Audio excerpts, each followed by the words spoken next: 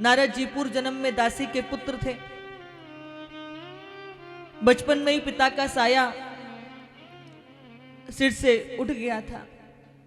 माता जो थी उनकी कुछ ब्राह्मण घरों में सेवा करती, चोला चौका करती, दूध दोती, और बाद में जो प्रसाद मिलता उसको अपने पुत्र के साथ को खिलाकर के फिर खाती थी। एक बार बड़ा सुंदर सा दृश्य घटित हुआ कि चतुर्मास के दिन थे। बहुत सारे साधु संत जो हैं एक स्थान पर बैठ करके भजन करते ना चतुर्मास में, तो बहुत सारे साधु संत ब्राह्मणों के घर में आए थे।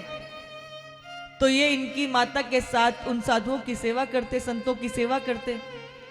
और आपने देखा होगा कि जब आप साधुओं की सेवा में अपने आप को प्रस्तुत करते हो तो धीरे धीरे वो आपके नाम को जान जाते हैं, आपसे परिचय हो जाता है। और जो ज्यादा बढ़ चढ़ के सेवा करते हैं तो वो फिर उसी को पुकारते हैं। तो ये जो हरिदास थे ये साधुओं की सेवा में अपनी माँ के साथ लगते थे। अब हरिदास को साधु संत पुकारने लगे, हरिदास यज्ञ के लिए समीधा तो लाना, हरिदास आसन बिछाना, हरिदास जल पिलाना, हरिदास बुहारी लगाना। चरू चहूं और हरिदास हरिदास होने लगा। और हरिदास को संतों के संग आनंद आने लगा। पहले संतों को भोजन कराया जाता और उसके बाद जो पात्र में भोजन बच जाता, संतों का भोजन झूठा नहीं कहलाता, वो क्या कहलाती है? शीत प्रसादी। और अपनी माता के साथ उन संतों की शीत प्रसादी को पाने लगे। संतों के संग भजन और शीत प्रसादी का ऐसा अद्भुत आनंद जो है हरिदास को प्राप्त हुआ कि उनको उनके संग में आनंद आने लगा। चतुर्मास पूरे होने के हुए तो हरिदास भी उन संतों के साथ जानने को उद्युक्त हुए। माँ ने जाकर संतों से कहा, मेरे जीवन का एक ही तो आधार है मेरा पुत्र, यदि ये आपके साथ चला गया तो फिर मैं किसके सहारे जीऊंगी, क्या करूंगी? इसलिए आप मेरे पुत्र को अपने साथ मत लेके जाइएगा।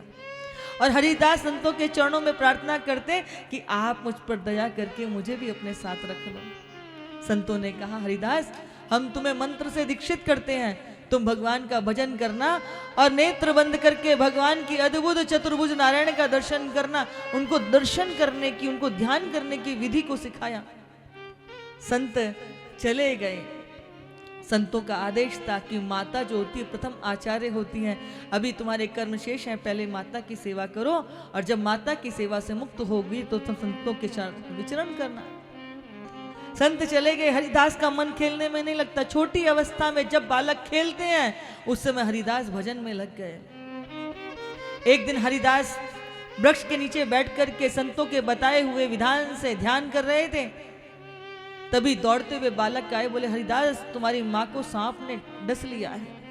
संध्या की बेला में जब वो दूध घेने के लिए गई तो घास में सर्प दिखाई नहीं पड़ा, पैर पड़ गया और उस सांप ने डस लिया। हरिदास को ज्ञात हुआ, दौड़ करके आए। जब तक आए तब तक तो मां की देह छूट चुकी थी। अपनी माता को हाथ में पकड़ करके खूब रुदन करने लगे।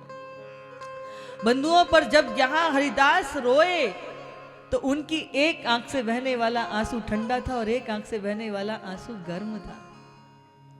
आपने देखा होगा कि जब आप दुख में, पीड़ा में, कष्ट में रोते हो तो आंखें जलने लगती हैं, गले में भी पीड़ा होती है, छाती जलती है। लेकिन जब आप कुछ अच्छा सुंदर समाचार, खुशी की बात सुनते हो और जब आंखों में आंसू आते तो वो गर्म नहीं होते, वो शीतल होते हैं, क्योंकि वो सुख के आंसू हैं, वो आनंद के आंसू हैं। हरिदास की एक आंख से गर्म आंसू इसीलिए क्योंकि जीवन में एकमात्र माँ ही तो थी जिसे अपना कह सकता था, अब वो भी चली गई छोड़ के। लेकिन खुशी के आंसू, ठंडे आंसू क्यों आए? बोले कि मेरे जीवन में बंधन थी, अगर माँ ना होती तो मैं संतों के साथ रमण कर रहा होता, भगवत भजन कर रहा होता। अब भगवान ने उनको अपने पास बुला लिया, अब मैं मुक्त हूं, अब मैं भजन कर सकूंगा, संतों के साथ रमण करूंगा। अपनी माता की उस देह को उठा करके अपनी छोटी सी कुटिया के मध्य रख करके उसको अग्नि दाह किया, अपनी मातृभूमि को प्रणाम किया, अपने गांव को त्याग करके हरिदास वनों उपवनों को पार करते हुए चल दिए हैं भजन करने के लिए। चलते चलते रात्रि हो गई। सम्मुख देखा तालाब था, उससे आचमन करके जैसे ही अपने प्रभु का भजन करने लगे तत्क्षणात उनको हृदय के अंदर भगवान के दर्शन हुए, चतुर्भुज नारायण के।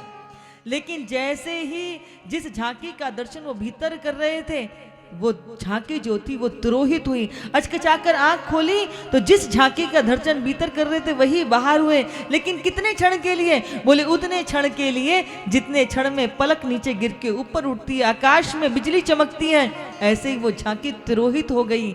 हरिदास व्याकुल हो गए, अधीर होकर के भूमि में प्रकंप में जो है लेटने लगे, चित्कार करने लगे। तब आकाशवाणी हुई, हरिदास तुम्हारे कर्म शेष हैं। जब यह सृष्टि काल कवलित होगी और पुनर्नव सृष्टि प्रारंभ होगी, तब तुम्हें मेरे दर्शन प्राप्त होंगे।